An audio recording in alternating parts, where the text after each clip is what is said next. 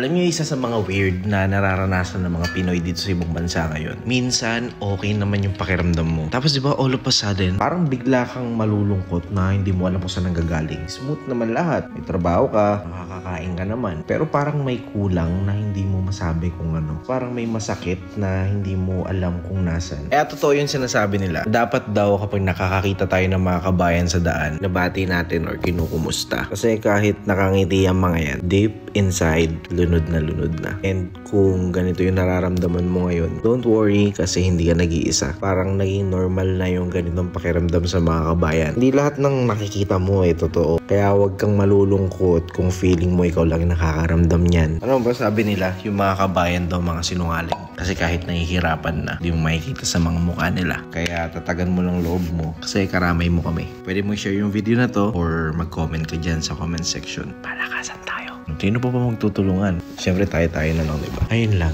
Medyo